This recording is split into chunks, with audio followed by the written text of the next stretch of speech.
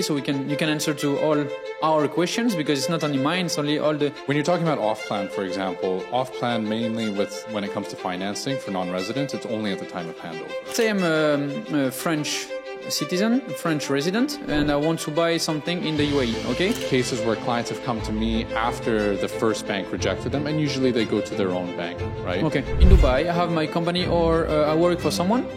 Is it 20% either way? Because, I mean, especially when it comes to the one with the valuation, there has been some instances where sellers are reluctant to do that, right? So, hello everyone. My name is Mickael. I'm a French investor. I'm also I have my own real estate agency, and I'm really happy to be here today with Levent because he's a mortgage consultant. That's how you said? That's right. Yeah. Okay. I will let you introduce yourself a little bit, and then we can speak about. Yeah, absolutely. So, good morning. My name's Levent. I'm a mortgage consultant with Husby. Basically, I work in the mortgage industry here in UAE, helping clients get financing for their homes. So a lot of people know real estate agents, but not a lot of people know exactly what a mortgage consultant does.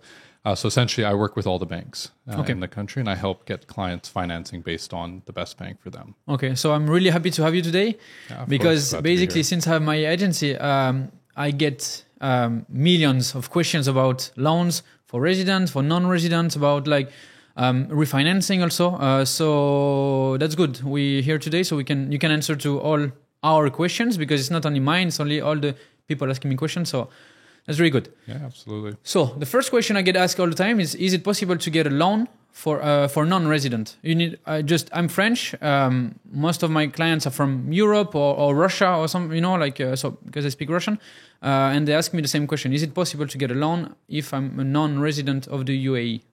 Yeah, it is possible. So a number of banks do non-resident mortgage programs. There's a couple of criteria that are key that are basically the same throughout. So for example, most banks require at least 40% down payment. Other than that, the interest rates are a little bit higher. So depending on the bank that we can go to, it can be as low as 4.99% currently, up to about 6.99. You mean for the non-resident? Correct, for the non-resident. Yeah. Okay, so... But when you say about when you spoke about 40%, it's for a secondary market deal.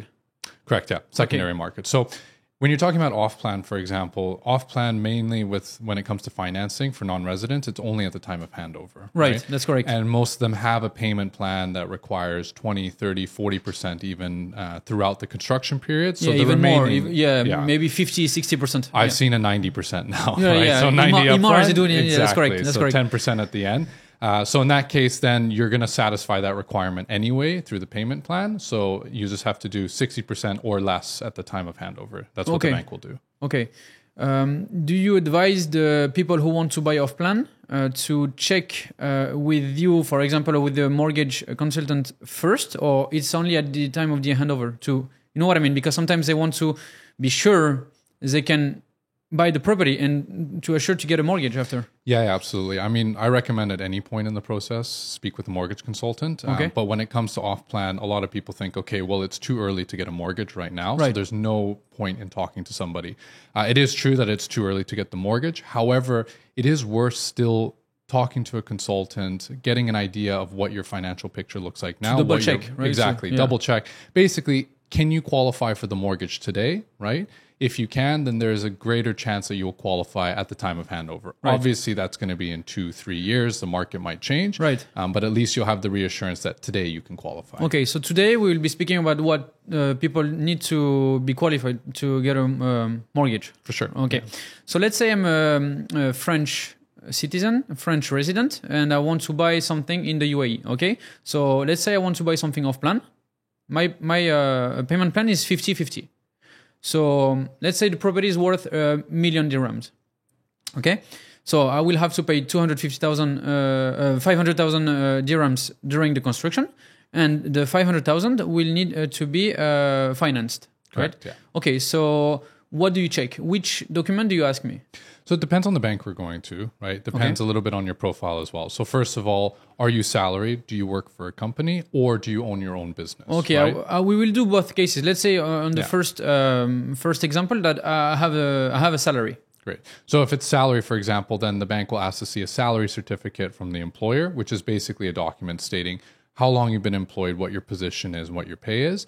But most importantly, they're going to look at your 6 months bank statements, right? Bank statements. And they want to see how much money is coming into the account, but also how much is available, how much your balance is, right? So we can show them savings accounts as well. That's fine. Okay. But currently, they're not necessarily looking at investment accounts, right? So any term deposits or stocks are something that they're not considering. So it's mainly checking or savings account. How much money do you have available in there, right? Okay. And then from there, they basically assess, okay, how much are you receiving net after tax, and do you qualify based on their guidelines? So it depends on the bank, right? Okay. One bank, for example, is 15,000 dirhams minimum after tax. Wait, 15,000 dirhams. So it means it's about 3,750,000 euros. Roughly, yeah. Let's say $3,700. $4,000. Let's say $4,000. Yeah. Okay. So that's with one bank, and then other banks have different criteria. So another one then is 25,000 dirhams, right? So the minimum would be 15,000 dirhams. So correct. About a bit more than 3,500 euros. Yeah. Okay, that's the minimum. So that's if someone makes, I don't know, yesterday, basically, I got a call and someone was telling me, I make 2.6 thousand euros a month. He would not qualify. So he wouldn't qualify in terms of the income aspect for one bank. However, another bank looks more so at the average balance in the bank account, right? So another bank, they're more concerned with how much money do you keep in the account, right? And their minimum is 25,000 dirhams. So basically, if he used all the money to pay the first 50% and he has zero left. So he has zero savings and he's only making 2,700, then he wouldn't be able to qualify. He wouldn't be qualified. Okay, that's very good. Because, it's very interesting when you think about it. Like, I have some people calling me and they tell me, I bought this property off plan. And the real estate broker told me, I can get a loan. Like, very easily. And I was like, but did they ask you at least how much you're making? How much, you know what I mean? What's your salary? It's like, no, but they told me it's very easy to get a loan. So it's not that easy, actually. Exactly. It's not that easy. There are certain criteria. And a lot of people do think that, okay, because they offer non-resident mortgages, that it's basically accessible to everybody. But there's still guidelines. There's still minimum requirements you have to meet. So that's why, as we were saying, like I recommend definitely talk to a broker before even you put the deposit down on a off plan, because get a sense of, can you qualify today? Are you eligible? And then it will give you some reassurance in the future. Right. So you said the minimum is 3.5 thousand euros, about. Yeah. So 15,000 dirhams. That's the minimum to qualify for the first bank. Correct. Yeah. Right. And then the more you make, the more options you have. Have. Right. Yeah. Okay, that makes sense. That's if you have a salary. Correct, yeah. If you don't have a salary, let's say, I have some clients who call me and say, I work for myself. I'm a engineer. I do freelance or something. So how does it work in that case? So when it comes to the business, again, the assessment is based off of the bank statements, primarily the personal bank statements, but they're also going to look at the business bank statements, right? So they want to see how much revenue is coming into the business and also how much you have in your bank account. So at that point, basically the minimum is about 25,000 dirhams. So 6,000 euros. About 6,000, yeah. 6,700. Okay. 7,000. So if someone is freelance and he makes 6,000 euros, he can qualify for a loan if he's working for himself. Yeah, so they do want to see, freelance is a little bit of a difficult word basically to use, because they will also ask to see business documents. They want to see, articles of incorporation, certificate of incorporation. They want to see that there is a legitimate business established. Like a company. Exactly. Okay. Exactly. So when it comes to, for example, artists or even sports stars, for example, they're a little more difficult to do because they're considered freelancers, right? So unless they're putting the money into a business and it's an established business, I see what you mean. Then the bank will say, because sports star, for example, if they injure themselves, I had a case with a tennis player, and basically if they injure themselves, they can no longer work, right?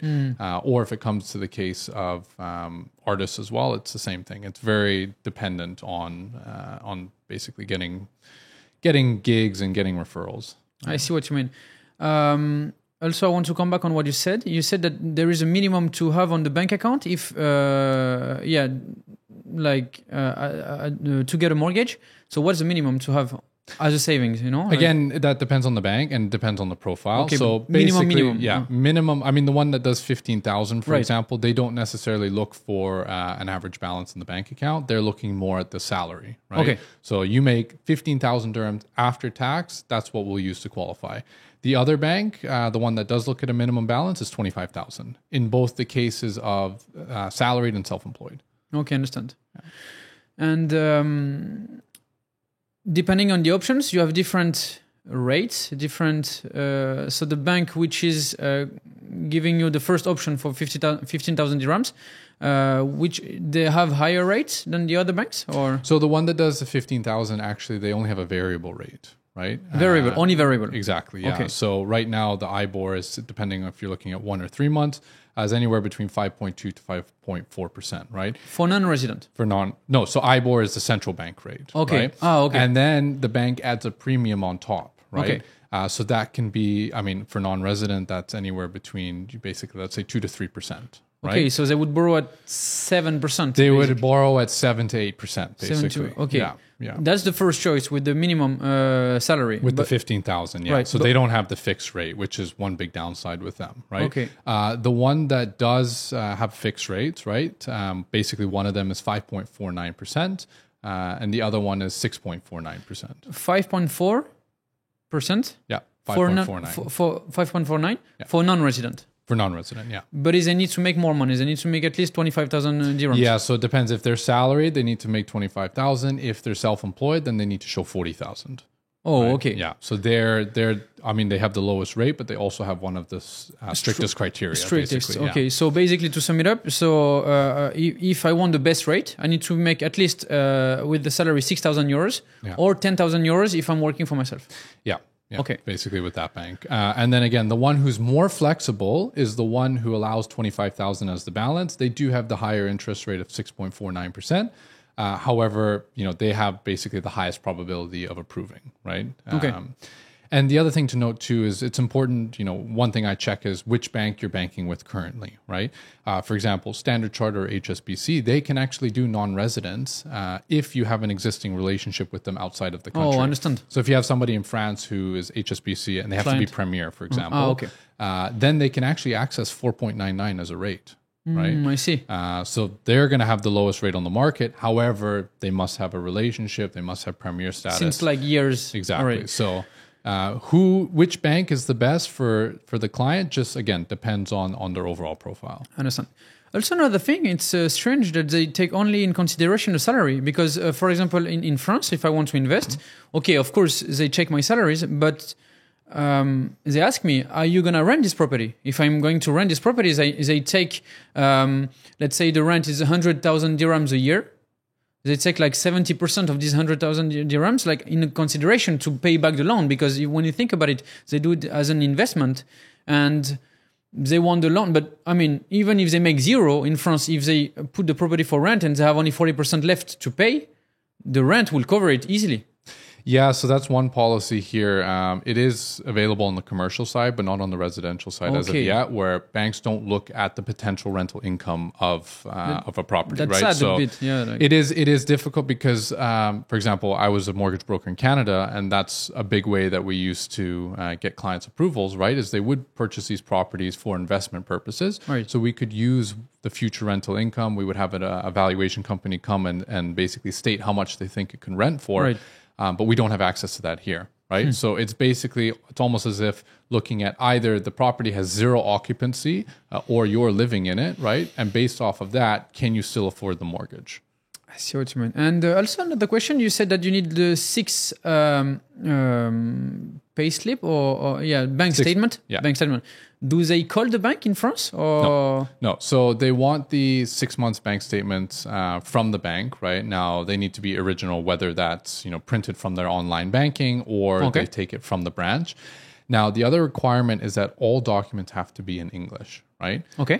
But they have to be done by a UAE attested translation office, right? Okay. So whether that's going to be in France or the documents are sent over here and done by a translation office here is up to the client. But basically, we would submit to the bank both the translated copy and the original so that they can review, right? So they'll ask for 6 months bank statements, the same thing with pay slips. salary certificate. So obviously things like the bank statements, especially a lot of banks in other countries do offer an English version of the bank statements. Right. So that's usually fine. Pay slips and salary certificate is up to the employer if they're willing to do that. But you can translate it anyways. You can translate it if you want. But then we get into, for example, business owners when it comes to business documents such as articles of incorporation, certificate of incorporation. Those things are usually printed in the native language there. So they have to be translated for sure. I understand. So to start the process, we can start with like original document translated, but not officially like stamped, or you know what I mean? Or yeah, so it depends. Again, the bank will review and then they will request if it needs to be done, right? Okay. So it just depends on the profile. Okay, so it's not too much hassle. Basically, it doesn't need to like come here, translate, certify here, because I don't think we have something in Europe, or at least in France, to like certified for the UAE. I don't think so. It's basically the best way to find out in the home country is actually to contact the UAE embassy or the consulate and ask them, do you have any translation services in the country that are tested by you? And then they can guide you basically. Right. Okay. And again, just to correct, it's English or Arabic, right? So they will allow Arabic documents as well. I see. Okay. All right. So we saw what are the requirements for non-resident if he's on a salary or working for himself. We saw the different rates. Okay, I would like to know about the length of the loans. How does it work? Like, do we discuss it with each other, or is it like I can pick 15 and then change it to 25, or can you? Yeah, of course. So I can give you kind of a rundown on the basic criteria. So when it comes to the length of the mortgage, you can do up to 25 years. 25 years. Now, this depends on your age and also whether you're salaried or self-employed.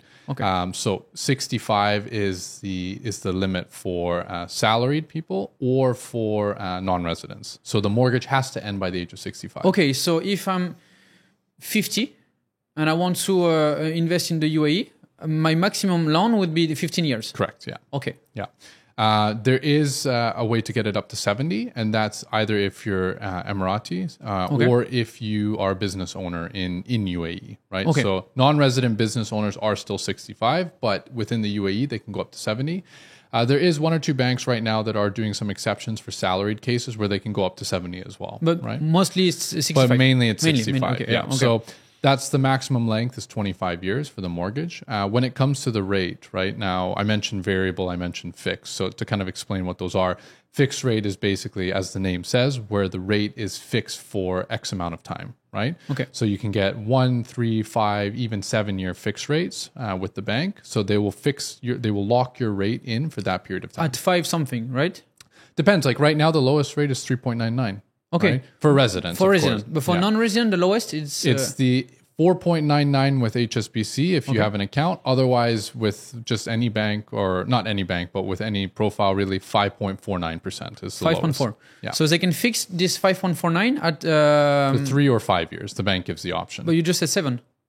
No, so not all banks do 7. Okay, so some of them. Yeah, so for example, not all banks do 1 year and not all banks do 7 years. Okay. A lot of banks do 3 and 5 years. Okay, so 3 or 5 years. Yeah. And then what's happening after? Like so variable? Yeah, it goes to variable afterwards, right? So the rate is fixed for, let's say, 5.5% for 3 years. Once the 3 years is over, then it becomes variable. What does that mean? So it means, again, the central bank rate, IBOR, plus the bank will add their own margin on top of it. Okay. Right?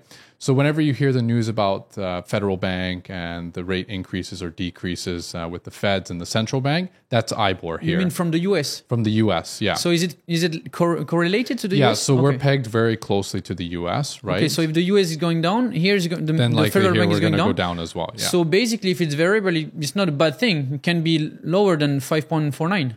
It can, yeah. So that's the benefit of variable, is that it has the potential to go lower than the fixed, right? But there's also on the flip side the risk that it can go higher, right? And currently it is, right? So the central bank rate, as I said, is between 5.2 to 5.4%, depending on which one you look at. With the premium, we're already higher. Yeah, with the premium on top, you're already higher than what you can get for a fixed rate. Right? I understand, yeah. But basically, yeah, after the fixed period is over, then it becomes variable for the rest of the mortgage term. Okay. Right? Also, let's say I want to have the 50% of my payment plan. So I borrow with you on 25 years. Yeah. And I have 5 years fixed, right? what if I want to? Okay, I have my salary. I'm paying back the loan, but I want to add the rent I'm getting from the property to manage to pay in 5 years. Is it possible to do this? Like to pay before the 25 years? So it depends on the bank. They will give you an extra payment allowance or a prepayment allowance. Here we call it early settlements. A lot of names, but basically it's the same thing.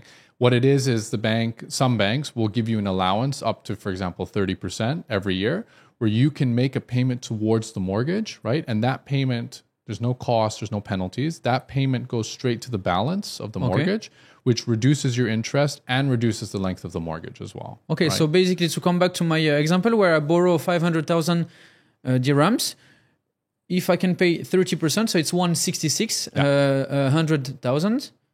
Yes, I can pay back once a year, like to my balance, right? Okay. Yeah.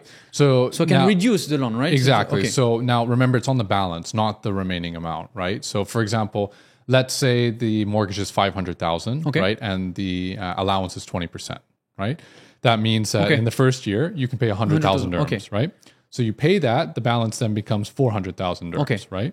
Then in the second year, the allowance is 20% on 400,000, which means that now you can pay 80,000 dirhams. I see. So basically it's complicated to close it in 5 years because it's only 20% of the remaining. Exactly. Okay. So, I mean, you can't really do it. If you have a 20% payment allowance, you can't do it in 5 years without incurring penalties by paying a little bit more. So really, you can do it in, let's say, 7-8 years or so. 7 years, if you have the 30%. Yeah, right. Exactly. If you have the 30% option, right? Depends on the bank. But yeah, a lot of them do offer this option to pay the mortgage down faster without penalty. Okay, I understand. It's without penalties, correct? Like I can pay back Yeah, up to the limit. Yeah. Anything over the limit, then they charge you 1% on what you're paying. So I can pay over the limit. Yeah, let's say I have the money, let's say on this 500,000 loan, I can pay 300,000 and they charge me 1%. Yeah. So that's fine. I mean, it's still better than borrowing for like extra years at 4%. Yeah. And I mean, when you look at the penalty, I mean, for example, 1% of the balance, right? If you make a 20,000 dirham payment towards your mortgage and there's a penalty, then it's going to be a 200 dirham penalty. Exactly. Right? So it's very minimal, right? Versus what you're going to be saving from the interest side, right? And that penalty applies as well to paying off the mortgage completely, right? So let's say 500,000 is the mortgage balance. You win the lottery tomorrow. You want to pay off the mortgage, right? Right. The bank will charge you the lower of 1% of the balance or 10,000 dirhams, right? Well, that's fine. I mean, exactly. It makes sense. So basically, you can always look at it as the maximum I'm going to pay as a penalty is 10,000 dirhams. If my mortgage is above $1 million, as soon as it dips below $1 million, then it becomes 1%. Yeah, I think it's quite because for example, there's a concept in other parts of the world, like for Canada and the UK, for example, where you have terms for your mortgage, right? So you take a 5-year fixed rate, for example, right? You fix your mortgage for 5 years, and after the 5 years, right, the mortgage becomes open, right? So you have a choice at that point where you can either renew the mortgage with your existing bank or go to another bank, have them take over the mortgage for no penalty, right? So a lot of people think, okay, well, we've lost that ability here because technically, as I said, once the fixed rate is over, it converts to variable automatically. So you're basically locked in with that bank for the entirety of the mortgage, right? However, on the flip side, the penalties are minimal compared to what it could be in Canada, nothing, right? To be honest, 1% or like 10,000 dirhams, 2,000 euros. So it's exactly. I had a case in Canada where I had a client with, I think it was a $600,000 mortgage, and their penalty was $40,000. Oh, that's a lot, right? Yeah, because it just depends on when they were breaking the mortgage, and this was obviously during COVID times, so the rates were a lot more favorable then. The downside obviously is that yes, you are technically locking in with the same bank for the entirety of the mortgage, but the plus side is worst case scenario, the penalty is max 10,000 dirhams. Okay. Right? Obviously, there are additional costs with trustee office and everything too. So in the case, whenever a client asks me if they should switch their mortgage, right, it's a simple numbers game. You know, compare what is the cost of breaking the mortgage, penalties and everything included, versus the interest you're going to be saving, and then basically you can compare. Does it make sense to switch or does it make sense to stay? Understand. Also, is there a minimum of loan to borrow? You know, like a minimum amount? Minimum amount, Yeah. yes. Depends on the bank, right? So the lowest, I believe, is 250,000 dirhams. Okay. Right? Okay. And then some other banks have 350 as a minimum. And then I believe the highest I've seen is 500,000 dirhams. Okay. Yeah. Okay. So it just depends on the bank. So depending on the options you have, but some of them, they would, if you want to borrow less than 500,000, you would not qualify. I mean, they wouldn't. So you can't go to that bank. You right? cannot go. Yeah, you have other options, but okay. Yeah, and then as soon as you dip below 250,000, basically there's almost no options, right? Yeah, but then considering the market, you don't have. I mean, because the minimum you have to pay is 50%, but then the property is like a studio even is like 600, so it's 600,000 dirhams. So it's. I mean, there are some opportunities coming up where you can get studios for 400,000, for example. On off plan? Yeah, no, not anymore. Not for off plan. There's a secondary one that I'm dealing with a lot right now, where it is 400,000, and non-residents can get secondary too, right? They don't have to get just off plan, right? But if they do a 400,000, they have to put 40% down payment. Oh, right? That's fine. So that's going to be 160,000 dirhams, right? Which means that the mortgage remaining is going to be 240. That falls below the minimum requirement. I see what I mean. Yeah, so that would be an issue for the banks. So they can do that, but they need to put 40%? Yeah. So they have to put 40%. And they can borrow the rest? They have to put 40%, but the mortgage also has to be a minimum of 250. Okay. Right? So that's where you kind of run into a little bit of a conflict. Is there any nationalities that are not allowed to borrow money in the UAE? Let's say, I don't know, Russian, Chinese, I don't know, like anyone can borrow? Or? Yeah, so when it comes to residents, for example, it's a lot easier, right? So, for example, Russian, if they're resident, there are one or two banks that will have an issue, but the main thing is that they're resident, right? So we do have options for them. If you're looking at non-resident, that's a different story. So for non-resident, basically, if any country has a sanction against them, then it will be difficult to get a mortgage. So Russia is a difficult one right now. Iraq is also difficult. Iran is difficult. Venezuela, for example. So basically, if they are a sanctioned country, then very unlikely that they'll get a mortgage through the banks. Except if they're resident. Except if they're a resident, yeah. Okay. Then that's a different story for them. Okay, so now let's say I bought a property off plan. It's going to be the handover soon. Okay. How long before getting the keys should I start the process? Should I start everything? So ideally, the handover date is set. Let's say December. Okay. Let's say December, yeah. Okay. So basically, for non-resident, the best time to start the process would be between 2 to 3 months before. Okay. Right? So that's when you contact your broker basically to start the process, because the way it works with the mortgage process in general, right, is you do a pre-approval with the bank. Right? Okay.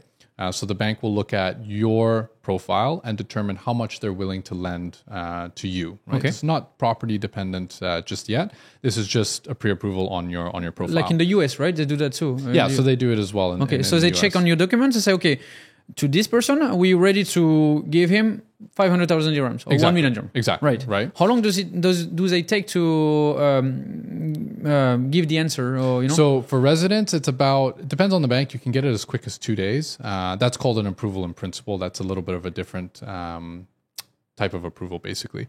But when it comes to the standard time for residents, about 7 days for full pre-approval, 5 to 7 days. That's really quick. It's quite quick, yeah, especially when you look at the amount of work that they're doing behind the scenes. So they're checking your company, they're checking your credit bureau, they're looking at your documents. So they're doing a full assessment of you. And then if it comes to non-residents, though, they're typically about 2 to 3 weeks. Right? Okay.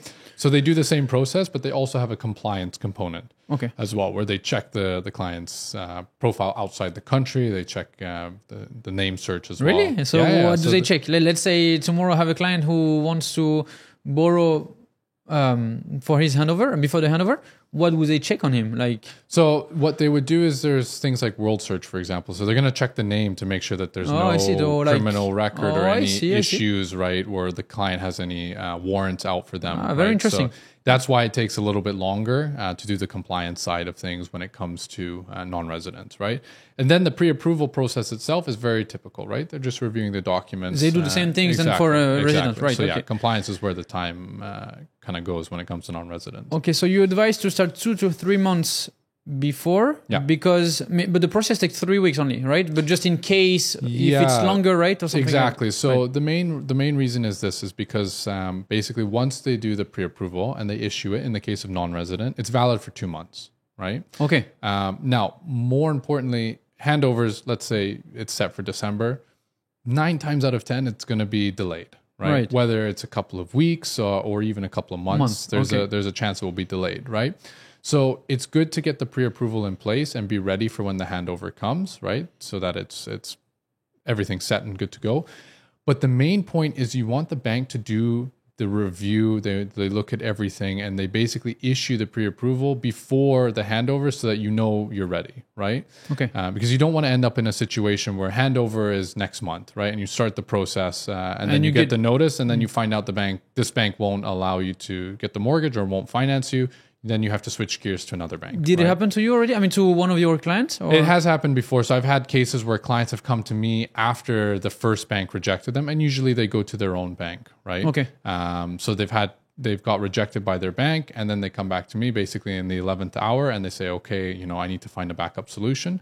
And so in that case, then, we'll do 1, maybe even 2 bank applications depending on the client. Yeah, just to see. Does it cost something to apply to different banks? No, so the pre-approval is free for most banks. Depends, again, if it's resident or non-resident, right? But again, we don't want to necessarily do 2. We want to go with 1 bank. That you already know before that they so that they'll qualify for, approve. They'll approve whether it's in a timely manner or they have the best rate or they have the best product overall, right? Because there's a lot of factors that come into the mortgage, not just the interest rate.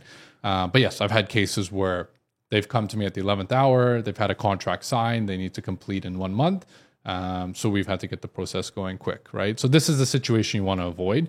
So that's why it's good to contact a broker, 2 to 3 months before. Right. Yeah. And that's why overall it's good to have a broker because basically the banks, the criteria needed, everything. So you can say to this client, okay, it's better to go to this bank or to this bank. So we will apply together to this bank, and you already know that he is likely to get the approval from the bank, right? Yeah, absolutely. So, I mean, the way it works with me is prior to the pre-approval, I have what's called a qualification call. Okay. Right? Maximum 20 minutes. What I'm going to do is I'm going to with the client. Okay. Yeah. So I have a 20-minute qualification call with them. I'll find out about their employment, about salary, their profile, all of that information. And then at the end of that call, I'll know basically what banks we can look at, how much they can get, right? And so this is what I always say to clients who even have a pre-approval already from their bank, right? And I speak with my referral partners as well. I tell them, look, even if they have a pre-approval, let them have a phone call with me, right? Because in that 20 minutes, I'll know either if they can qualify for better bank options, right? Whether it's a lower interest rate or a different type of product, or quite simply, I'll just advise them that they have the best, right? Okay. So worst case scenario for them, it's a 20-minute call. 20 minutes, basically, yeah. Okay. But 9 times out of 10, they've just walked to their bank who has their salary, right? And asked for a pre-approval. So they don't know what other options are on the market. I see what you mean. So they can find much better, actually. So exactly. And I work with their bank too, right? Okay. So I will know. So you work with all the banks, yeah, pretty much all the banks. So you can say, "Hey, I'm Levant. I'm working for this company," and so they would listen to you because Okay. Yeah. A question also: did it happen already that someone didn't get a loan? So he has the handover, or he needs to pay the 40%, 50%, doesn't matter, and he doesn't get any approval. So in the case of a handover, I've had it happen before, right? Where a client came to me at the time of handover, basically, or a few months before in this case. Too short notice, right? Yeah, but I didn't speak with the client beforehand, right? And so then when I got the documents and I saw, as you said before, the agent told them at the time, you'll get financing, not an issue at all. Big mistake. But then when we looked at it, there was an issue. And what happened? In that case, then they ended up having to sell the property. So they need to sell in distress or not distress, but I mean not distress. Again, I mean the benefit with off plan, right, is if it's well priced and basically you have a good project, right, you can sell it at the time of completion and probably still make money on the property, premium, right? Yeah, but okay. I mean, it depends on what the person's goal is. Did they want to do that? Did they want to rent it out and make? Yeah, it's always better to have the option. But if they get denied, then then you have no choice. Exactly. So that's why I say again, when we go back to the earlier point about speaking with a mortgage broker before you even do the deposit, right? If you're not in a position at that time to get the mortgage, then at least we can discuss what position you need to be in closer to the time of 2 or handover. 3 years, right? And that's 2 or 3 years to plan ahead. So you need to show X amount of money in your account for 6 months, or you need to change the business a little bit. Whatever needs to be done, we can discuss it, and we have the time as well. Makes sense. How much does it cost for a client that comes to you?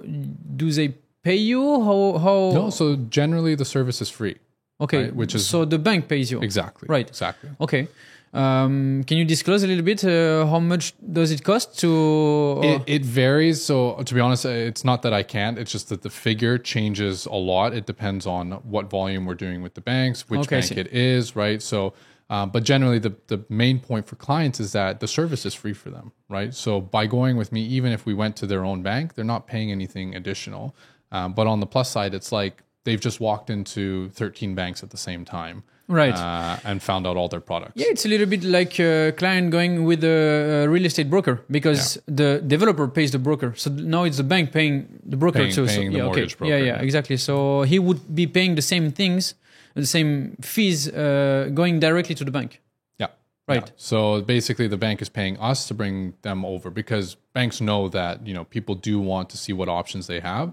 And they would rather go to one person who can offer them all of it. That's very good. And so in that case, they pay the broker. So basically, they have nothing to lose, everything to... Yeah, I mean, I would say that it's not in all cases that there's no fee charged, right? There are certain exceptional circumstances when there may be a fee charged. But even if that's the case, that's something that's discussed, upfront with the client. So you don't have the surprise to be, exactly, what's that, like $5,000? Exactly. It's not like 5,000 dirhams just shows up at the end, right? Okay. But in 90% of the cases that I work with, there's no fee charge. Right? Okay, I see. What if, he qualified and now he's losing his job in France or here, and he cannot pay anymore. Let's say it's to live in a property, and he cannot pay the how do you say that, the monthly payment. Yeah. Right. So... how does that work? Is it foreclosure, right? Or? Yeah. So my advice always is to notify the bank first. Right. Okay. It's always better to be upfront with the bank rather than them finding out. Because so they call the bank, say, "Look, I lost my job. What should I do?" Or I mean, ideally they should hopefully call with. It depends again if it's a resident, if it's a non-resident, right? If it's a non-resident, they won't necessarily know because the bank's just receiving the payments, right? They're not necessarily in contact with the company, right? But if they reach into a position where they cannot make the payments anymore, right, because they haven't found work, then they need to discuss it with the bank, right? Either they can renegotiate the mortgage to reduce the payments. So extended, you mean? Yeah, so they may extend the mortgage, right? So maybe there's 10 years left. They can't afford those payments, so they stretch it out to 25. Okay. And so then they can't. It's flexible in the middle of the loan. We can renegotiate everything. Again, it's going to incur a penalty, right? In most cases, but it's a solution, right? So either that might be one option, or the other potential would be to just sell the property. Because again, even if we look at the option, so what I mentioned about extending the mortgage, for example, that's in the case that you lose your job and then you take on another job that pays you less, right? That's where they would renegotiate the length of the mortgage. But if you cannot prove to them that you can pay this mortgage through employment, right, then you will most likely need to sell the property. Okay. Right. Again, it's the best is to approach the bank and discuss it with them, right, and see how many months they would let you not pay and be okay. Like the minute the first payment bounces, they'll notice. Right. But let's say you spoke to them, you say, "Look, I'm in a difficult situation right now. Can you freeze the payment for 3 months? Is it possible?" Or 3 months would be a push. I think 3 months is basically when they start the foreclosure process. I see. Yeah. So 1 but month, again, 2 if you months? 1 to 2 months. Again, if you contact them first, that's where you can kind of come to an arrangement. But if it's just the payment bounces and there's no contact made, then the bank will notice right away, right? And then on the second payment was when issues will start to arise. Okay. Yeah. Okay, thank you very much. I think we spoke about everything for the non-resident. So basically, to sum it up, it's possible to get a loan. you need to have a minimum of 3,500 euros a month to qualify for the minimum. I mean, for the first bank, for the first option. Also, what else? If you work on your own, you need to have like 6,000 euros minimum. And to have all the options, you need to make minimum 6,000 if you're on a salary, and 10,000 if you work on your own. I mean, for your company, if you have a company, right? The minimum loan is 5.49. The interest rate? The interest. Let's say about 5.5%. 5.5, right? Okay. Potentially a little bit lower depending on your profile. Fixed on 3 to 5 years. Correct. Yeah. Right. Okay. That's fine. I mean, it's like in France, basically. I don't know how much it is in Canada right now, the interest, but... The interest rate, the lowest you can get is 4.99%. Okay. But otherwise, they're pretty much also in the mid 5% range. Right. So it's about the same, basically. Like, it's not... It's not that much higher. It's not terrible, right? Yeah. The issue is when they see the resident rates and then they want the resident rates, which are lower, and that's obviously what we'll get into now. Okay, yeah. So let's speak about residents. So you said for the non-residents, they need to pay either the first half of the payment plan, or I mean the first like 60 or 50%, and if they want to buy on the secondary market, 40%, right? Yeah. For the residents, how does it work? So residents are different. So residents are basically the minimum requirement is 20% down payment. 20%. Right? So I work in Dubai, I have my company, or I work for someone. Is it 20% either way? So it depends when it comes to owning your own business. It depends on the length of the business, right? So with some banks, they will require 2 years, basically. One will require 1 year, but otherwise, 1, 2, 3 years, depending on the bank. But always the one with the minimum requirement is the highest interest. Yeah, so this is a little bit different when it comes to self-employed in terms of the banks, right? So there's one bank in particular, for example, that's very good with self-employed. They require 1 year. Their interest rates are a little bit higher compared, but they're actually quite reasonable in relation to other banks. Okay. But they're the ones that 5%, 6%? So they offer as low as 4.99. Okay. So it's not fine. I mean, it's not too bad. Yeah. Otherwise, it's in the low to mid 5% range. That's fine. I mean, yeah. With still the same options to pay back like 20% or 30% ahead if we want to? So they, I believe, charge a penalty each time you want to pay. Okay. But again, it's 1% of the balance. Yeah, right? okay, makes sense. Or what you're paying. Okay, so that's if you're on your own. But if you work for a company? If you work for a company, then basically it's 20%. And in terms of the length of time, it varies on the bank, right? So, for example, you can do 6 months, 1 year. There's even the potential where you can do it with even 1 month, one salary credit with your current company. Yeah. Okay. That's very specific scenarios, right? So, for example, one of them that I did was I had somebody who was working for a large accounting company in Saudi, right? Fortune 500. They were in Saudi. They transferred here. They had one salary credit. And with a letter from the HR stating that, they're not on probation, they're just been transferred, they're continuing as is, we could still get the mortgage. But he's been working already for years before. Yeah, he was working years before, but just in Saudi, so a different country, right? Okay. So those cases are doable. Or, for example, if they change jobs in the UAE, but they're in the same industry, and they can get an experience letter from their previous employer, then we can also look at getting an exception. Okay. But usually how long is it? Generally, it's 6 months. 6 months. Yeah. Okay. So I've been working in Dubai since like 6 months for a company, let's say Emirates. And then after 6 months, I can apply to get a mortgage, right? Correct. Yeah. Okay. What about the rates? You said it's cheaper than for the non-resident. So what's the minimum, for example? Yeah. So the lowest rates right now are about 3.94, 3.99%. Oh, that's very cheap, actually. Yeah, they're very good. So generally, the big one is the 3.99. That's offered with Abu Dhabi Islamic Bank. And they're very competitive with that rate right now. Otherwise, most other banks are sitting in the low 4% range up to about 4.5%. And then 1 or 2 are just a little bit over that, right? So resident rates compared to non-resident is very good right now. Yeah. Very good, yeah. The documents are the same, right? Than for the non-resident? Like a letter of the employee... 6 months of bank statement and 6 months of pay slip? Pay slip, yeah. So exactly, those are the 3 key ones to assess the employment, and then otherwise passport, Emirates ID, all of these other minor documents. Yeah. But that's what they base their assessment on primarily. I see. Do they check the property you're buying or no?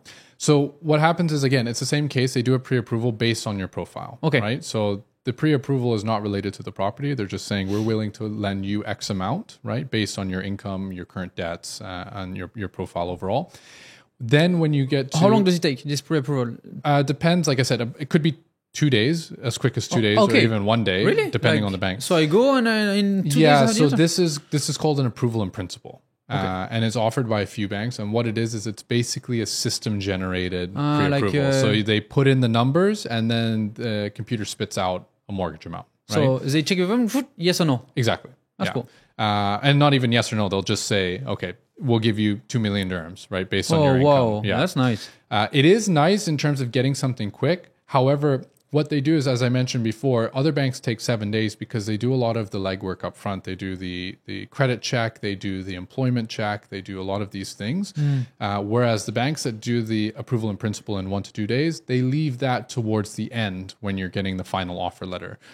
Which I'll explain that part of the process as well. So yes, the plus side is it comes in very quick. The downside is there's a higher chance you won't get the final approval later on. Okay. So sorry, I cut you about what you were saying about the checking the property. You know, they So basically, as I said, the pre-approval is just based on the profile. When they will actually look at the property, right, is first the valuation is done, right? So the way the process goes is this: is you get a pre-approval from the bank. Okay. Right? So let's say tomorrow you wanted to consider looking for a property. Okay. Right? First step, 2 million dirhams. Let's say. Okay. First step always, which we always advise, is before you even start looking, and definitely before you put an offer on a property, start the pre-approval process. Right. So have the 20-minute call. Right. After the call, I'll send you the bank options we discuss, the list of documents I need. And then basically, as soon as you send it back to me, we start the pre-approval, right? The bank does their review, right? And then once they're done, they will basically issue a pre-approval letter and say, Mickael, we're willing to lend you 2 million dirhams, right, to buy a property. Okay. Wonderful. Now, depending on the bank, that's valid for up to 2 months, right?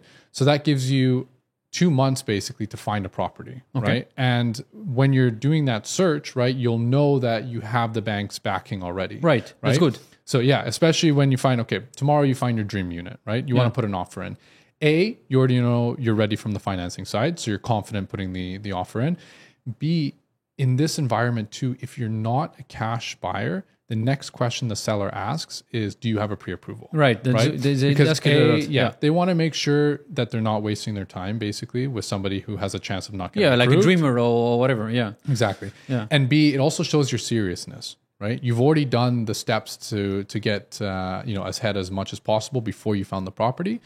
So you're showing the seller that you are serious about buying and you're ready to go to the next step. So basically, once you found the property, you sign the Form F, basically, which is the contract, and then you're locked in with the seller, right? The next step for the bank is they do a valuation. So they will send an independent company over to value the property. The bank does that? The bank does that, yeah. Do you pay for that or no? So the client pays for that, yeah. Depending on the bank, it's anywhere between, let's say, 2,000 to 3,000 dirhams, roughly. Oh, that's a lot. Yeah, it is. It's the first upfront cost you're going to pay for the transaction, right? So just taking a step back, when we do that call and I send the bank options, I also basically list out all the expenses they can expect to pay for the transaction, right? So trustee office, valuation, Dubai Land Department, agent fees, mortgage registration. There's a lot of minor fees, right? So we want to make sure that they're prepared on top of the 20%. Yeah, that they know before signing that it's not like how much this whole transaction is going to cost them, right? So they do the valuation first. The bank will assign a random company to go check the value of the property, right? And then they will come back and give their assessment. So you purchase a property for 2 million, right? And the valuation company says, yep, it's worth 2 million. Right? At that point, then we will do the final offer letter, right? So the bank will review the pre-approval, the valuation, which is the property, right? And basically determine if they're willing to do financing on this property. I see. What if it's not? Let's say you made an offer. Let's say the property was listed for like 2.5. Okay, you made an offer for 2.3. He says, okay, but what if the company assesses is it at 2 million? Yeah. So in this scenario, if the valuation comes lower than the agreed purchase price, right, then the bank will do 80% financing on that value. Okay, I see. So you would have to cover out of your pocket the difference. Exactly. Right. So in that example, they would if it was valued 2 million and you made an offer at 2.3, you have the 300 yeah, roughly. It won't be exactly 300 because the bank will do 80%. So, right, but you will mainly cover the difference. More extra 300 than the 20%. Right. Correct. Yeah. Okay. Yeah. So 400 and 300, so 700,000. Exactly. Right. So whenever one of my clients is making an offer, right, if I'm not working directly with the real estate agent, which in most cases I am, I will advise the client as well. There's 2 clauses I always recommend putting into the offer, right? One is that it's this contract is subject to the valuation, right? Coming in at the agreed purchase price, for example, or in most cases, there's at least a variance allowed, right? So 5% or 10%, right? So whatever the client is comfortable with. You recommend that line to be put in the offer? In the contract, yeah. In the contract. Because ideally, you want to have a scenario where, in your case, right, you're buying a property for 2.3, right? Okay. If it comes as low as 2.1, you can still afford it, right? So that's the variance that you allow. But if the property comes at 2 million, you don't have the cash, and so what it gives you is an exit out, right? For free, for free, no penalty for anybody. Well, you paid the valuation, but that's it. You did pay the valuation, yeah, but again, I mean, nobody would have known what it would have come at, right? So basically, yeah, that's one of the clauses that I recommend putting in there to protect the buyer in case the valuation comes in lower.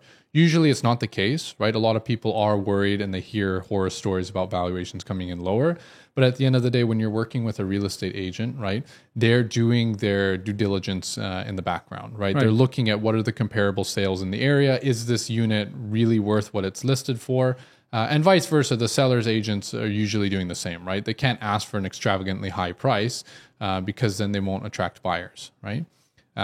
So both agents usually do their due diligence in the background. But again, it's always safe to put that clause in there so that there is a back out when it comes to the valuation, right? And then the second clause is what we were just discussing. I always recommend putting subject to final offer from the bank, right? Okay. So... Oh, I see. Yeah. So 2 lines to protect yourself, right? Exactly. To have an exit. Exactly. A free exit. Basically. Exactly. Because, I mean, especially when it comes to the one with the valuation, there has been some instances where sellers are reluctant to do that, right? Because they don't want to be, again, wasting time, right? They want somebody who's willing to pay $2 million for the property, regardless if there's a mortgage or not, right? Okay. But the final offer letter condition is usually one that I haven't seen, sellers argue with, because to be honest with you, if you don't get the final approval from the bank, right, then you have to come up with 2.3 million dirhams, right? What if you don't? You can't, right? And so that's why sellers also understand that. They understand if this client, they've done the pre-approval, they've done what they can, but the bank comes back for the final offer letter and says, no, we're not going to do this property, right? Does it happen? Like, why would they do that? How can you pre-approve and then after... For some reason... So the pre-approval is usually, as I said, it's on the profile. So the final approval getting rejected, for example, is usually if it's related to the property, maybe there's some issues with the developer, right? Or the building, the bank has issues with it. So basically they would not follow you on that project. Yeah. Yeah. Right. So but if you would buy another one, they might say yes. Yeah, exactly. It's not because of you. Exactly. So it can be because of you as well. So for example, if you... got the pre-approval, right? And then you put an offer on a property, and then in the meantime, you got a car loan, right? Oh, I see. Then your status, because the pre-approval is always dependent on your profile staying the same. Your income staying the same, or, same job. Going up higher is fine, but same job, not taking on any new debts, right? So they want to make sure that you remain as you are when you find the property. That makes sense, yeah. So that's where you can get rejected at the final offer letter is if your profile changes. Or a dodgy developer. Or, issues with the building or the developer. They don't like what they've seen on the valuation report, right? But it is a rare instance when it comes to the building, right? Okay. So usually how many % would get the pre-approval and then not getting the final offer? Like 5% or like... it's in my case, it's about, I would say 5-10% to be honest. 5-10%. So 1 out of 10. It's still okay. Yeah, I mean, not even 10% to be honest with you. Most clients, because I'll do as much due diligence as I can in the background, right? I will advise the bank on the property as well, just to make sure they don't have any issues with it. I have a team as well at Husby who cross checks everything. We want to make sure that there's no issues, right? For example, another case is power of attorneys, right? So sometimes when the seller is a non-resident, they're not in the country, right? And so what they do is they assign a power of attorney to pick up the checks at the transfer, which is fine, right? Most banks are okay with that. But there is some instances where they want the check to be written in the name of the power of attorney, right? And so in that scenario, some banks don't do that at all, right? So when I talk to the agent before they sign the contract, I ask, is there a power of attorney? And will the check be in the seller's name, right? So to try and avoid these issues going forward, right? Because you don't want to get to the 11th hour and then there's a problem that the bank's not going to accommodate, basically. I understand. About repayment, is it the same for the non-resident and for the resident? Yeah, so 25 years as well. Okay. Right, so the length of time. But if they want to pay faster, it's the same right? Same Okay, thing, see. Okay, so what about the hidden fees? We spoke a little bit about it. So yeah, so there are some fees still. I mean that for the valuation, for example. What else can you say? Yeah, of course. So the biggest fee is obviously the down payment. 20%. Right. But it's not, I mean, it's an investment. It's not a fee. Exactly. Yeah, right, okay. Yeah. So that's basically, I'd say, the biggest cost to account for first. Okay. Next biggest cost basically to account for is Dubai Land Department charges 4%, right?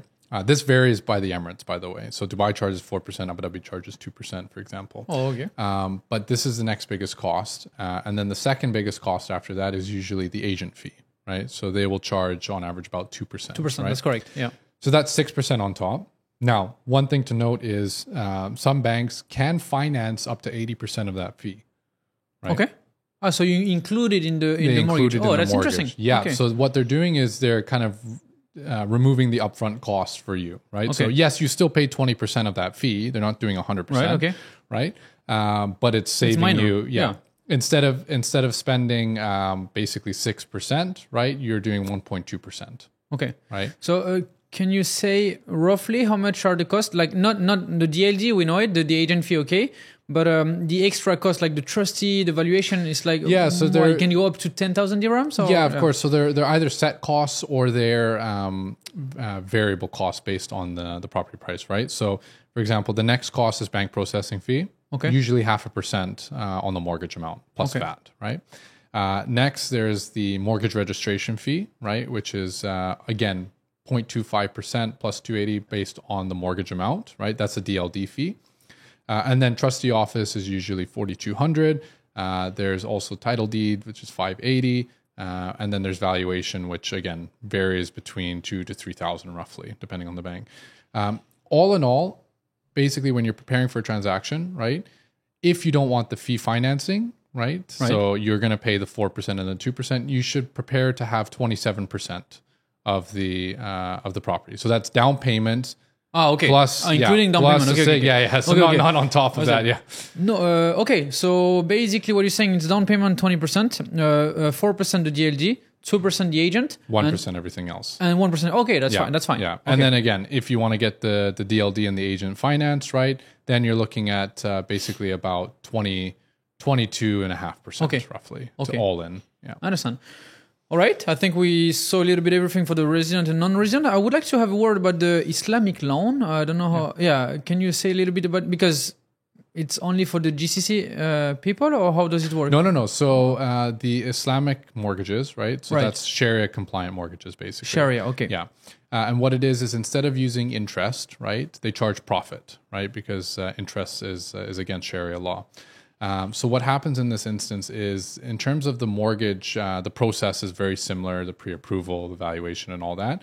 What happens, though, is that in most cases, the title deed for the property, right, so the proof of ownership, basically, is registered in the bank's name, right, versus in conventional mortgages, it's registered in your name. So you're not the owner until you pay back the... So technically on the owner, it's the bank. However, below, there will be an ijari signed with you, which is on the title deed, right? So you have ijaris here, which is, formal rent contracts between you and a landlord, right? But this one is signed with the bank and it's put onto the title deed, right? And so what you're doing essentially is you're buying back the property from the bank, right? Through rent payments, right? And these rent payments are including the profit rate, right? Now, a lot of people worry, right, when they hear about this concept, because they think, okay, well, the bank owns the property, right? They can do what they want with it. But it's very secure. There's basically, I mean, in my experience, there hasn't been any issues with, anybody taking a Islamic mortgage that's run into problems later on where the bank, takes away the property. Yeah, makes sense. Would be a huge drama otherwise. Exactly, because the largest banks around here, basically, first Abu Dhabi is the number one, but then you have Dubai Islamic Bank, right? They only do Islamic mortgages. And then you have Abu Dhabi Islamic Bank. Again, they only do Islamic mortgages too. And they're the ones offering the lowest rate right now, right? 3.99. But wait, just to make sure I understood. So they don't charge you interest, but they charge you on the profit? They charge you profit instead. But what profit? What do you mean? So profit is basically like, it's in terms of the amount, it's going to be the same as the interest rate. So 4.99, so the profit rate is 4.99. Yeah, it's a different name. And what they're doing is they're adding the profit onto the property price, right? The total profit, and then you're buying it back from them over 25 years. I see. So let's take this example back. Like, let's say I bought this property at 2 million. Yeah. They say you're buying from them at 2.2 and you pay back without interest 2.2. Yeah. I understood everything. Yeah. Okay, that makes sense. So again, it's Sharia compliant, which is the key point. But again, when it comes to risks, in comparison to conventional mortgages, they operate very, very similarly in terms of risk levels, right? So, and again, the biggest banks around here, Abu Dhabi Islamic Bank, Dubai Islamic Bank, Emirates Islamic Bank, they only offer Islamic mortgages, right? But they have to make money somehow, so that's how they make it. Exactly. Right? Exactly. Okay. I have an interesting question now. What if, let's say, a non-resident gets a loan on a property, off plan or already, doesn't matter, and this person dies? What's happening? So a non-resident, you're saying, takes out a property or buys a property, has a mortgage, right? And then they pass away. Right, exactly. Right? In that case, then basically the property has to be sold or foreclosed. So they need to, there is no insurance on that, right? There is life insurance, right? So they do charge life insurance, basically. The bank? Yeah. Right. Yeah. So there's a life insurance policy. Now, what that will cover depends on the bank, right? But you have the option to take it or not, right? Or no, so it's mandatory basically with all the banks, right? So property and life insurance is mandatory, right? So yeah, in the event that something happens to you, right, then the insurance will be activated and then the insurance will do their review and basically see if the claim fits within their guidelines in order to, pay back the mortgage essentially, right? So there are options where sometimes, depending how you pass away, you need to pay back so you need to sell the property? Yeah. Or sometimes you don't? So it depends if the insurance approves. Sorry, it's a complicated question. No, of course. Yeah. It is more on the insurance side, but basically the insurance is the one that needs to approve whether they're going to cover the mortgage amount. Otherwise, then the property needs to be sold in order for the bank to get paid back. Okay, understand. So that's okay. Another thing that's really important about refinancing. Right. Yeah. So let's say I bought a property off plan. I have the handover. I have the money. I can cover the second cost, the 40% or something. So I own the property. Do I have the option to refinance this property? So when you say refinance, so you own the property outright, I own the property right? fully. That's mine. Yeah. So you can take equity out, right? Okay. So this is what the refinance would be to take out equity from the property. Depends on the bank and what the use of the funds are, right? So some banks up to a certain amount will be able to just give you the cash, right? But in most cases, the bank wants to see what you're doing with the funds, right? So what's the limit? It depends. Again, you can 50% or 30%? So in terms of equity takeout, potentially you can go up to about 70%. 70%. Right? But it's to reinvest, for example. Yeah. So if it's to reinvest into, for example, renovations into the property, or you want to purchase another property, then and it also, the loan to value is important, but also the amount is important. How much are they giving you, right? Okay, so let's say I have this property of 2 million dirhams, okay? I can refinance 70%, you said? So 1.4 million. Yeah. So the bank, if I own a property 2 million dirhams, they would give me 1.4 million. They could give me... They could, yeah. But then in that case, it would be for example, to purchase another property, right? Yeah, of course. Yeah. Does it work for the non-resident? Non-residents, it's a little more difficult to access equity out of the property. It is possible, but it's more difficult because the key reason is why they want to direct the funds is they don't necessarily want people to take money out of the property and then take it out of UAE, right? Right. But if they want, let's say they want to repurchase another property in the UAE. Then we can look at doing an equity takeout. Okay. With some Does of the banks, it go through you also? Through mortgage broker? Okay. Same So thing, you did it already, yes? Yeah. Okay, good.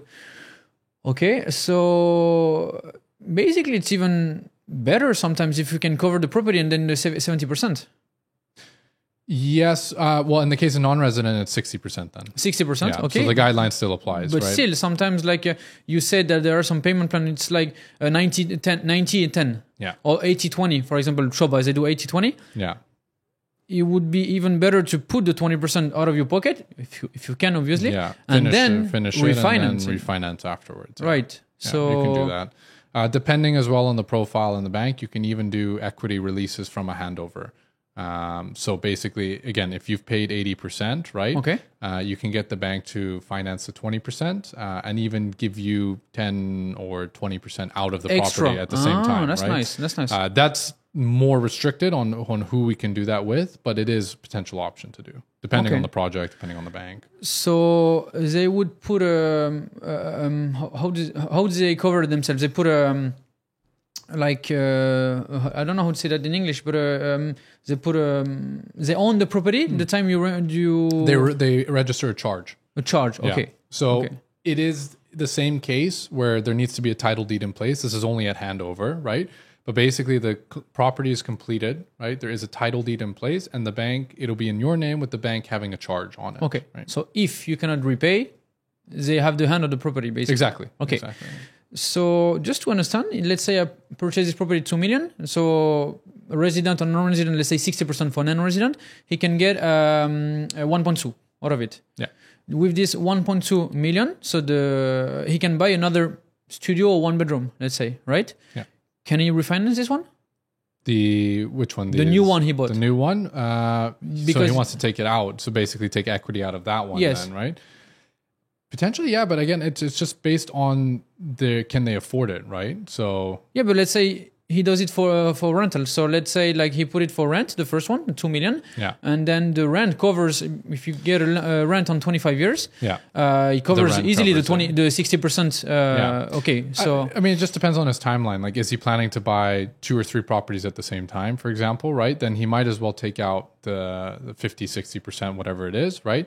And then put down, well, I guess in this case, if it's a non-resident, let's say he can put down money himself too.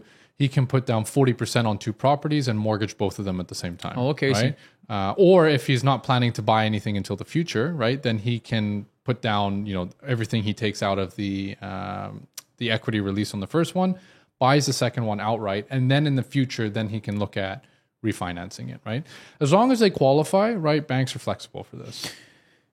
So you said also that we can take a different mortgage at the same time. What do you mean? Like you can, we can buy different properties at the same time. Sorry. Yes. So let's say tomorrow I have a good salary. I can say to the bank, I want to purchase this one and this one. And they would potentially finance me the 2 properties. For sure. Yeah. So depending on the bank, some of them do what's called a blanket pre-approval, right? So they issue one pre-approval for X amount, and then that can be split into a number of properties, right? As long as they put the required down payment, then they're okay to do financing on 1-2 properties. I see. Also, another question: when you do refinancing, do they look at the OP, the original price you purchased the property, or do they look at the valuation right now? They look at the valuation right now. So basically, you could have bought a property off plan at 2 million. Now it's worth 3. So they would give you a 60 or 70% of these 3 million. Yeah. Whatever the nice. property is worth today. Yeah. So you can even leverage more money than you even put. Yeah. That's interesting. That's interesting. Okay. But again, I mean, for it to jump up $1 million or 33%, right? It's over like a year, maybe. Yeah, makes sense. But I mean, overall, it's possible. Yeah. Okay. So thank you very much for everything. I think you answered all the questions. Basically, so I think we understood after this 1 hour podcast that it's very convenient to speak to a mortgage broker because basically you have the contact of all the banks. Yeah, exactly. I mean, what I want to highlight from this is that it is obviously important to speak with a broker beforehand. A lot of people assume just go to your bank, right, and check with them. But we have access to all of the banks in the UAE, and we're here to also help you from start to finish in the process, right? So, at any point, if you're ready to buy, if you're considering to buy, or even if you've already bought and you want to change banks, right? You can always reach out to a mortgage consultant, and then we're here to either help you now or set the goals into getting you started in the future. Yeah. Okay, so thank you everybody for watching. I will let you the contact of Levent under the video. I'll put also my contact if you want to speak about real estate investment in Dubai. So see you soon and goodbye. Thank you, Levent. Thank you, everybody. Appreciate it. And see you soon. Take care. Bye bye.